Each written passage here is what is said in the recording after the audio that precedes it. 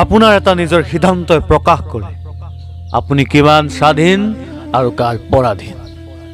আপোনাৰ জীৱনৰ এটা সমস্যাৰ পৰা বুজিব পৰা যায় যে আপুনি কিমান সাহসী আৰু কিমান সহনশীল। আপোনাৰ মুখৰ পৰা ওলোৱা এষাৰ কথাৰ পৰা বুজা যায় যে আপোনাৰ কথাষাৰ কিমান মূল্যৱান নে মূল্যহীন। কাণ পাতি শুনক, হয় আপোনাকেই কৈ আছো, আপুনি স্বাধীন নে পৰাধীন। আপোনাৰ স্বাধীনতা আপুনি নিজেই কাঢ়ি নানিলে আপোনাৰ ব্যক্তিত্বৰ অৱসান হ'ল।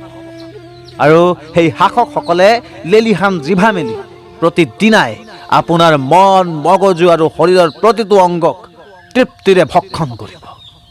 আৰু সেই দিনবোৰত কেৱল তেতিয়া আপুনি আজিৰ দিনটোৰ কথা মনত পেলাব আৰু ক'ব, লাখ লাখ শুক্ৰাণুৰ আন্দোলনৰ পাছতহে এটা ভ্ৰূণে স্বাধীনতা লাভ কৰি জন্ম পায়। তেনেস্থলত মই কি আন্দোলন কৰিলো মোৰ জীৱনৰ স্বাধীনতাৰ বাবে। সমস্যাৰে জৰ্জৰিত এই বিশাল পৃথিৱীত আজি এজনৰ ওপৰত আন এজন শাসকেৰে ভৰি আছে বৰ্তমান জামানা। প্ৰতিদিনাই শাসকসকলৰ পৰা ৰক্ষা পোৱাৰ তাৰণাত দি আছে এটাৰ পাছত এটা জীৱনৰ ৰহস্যময় বৰ্ণনা।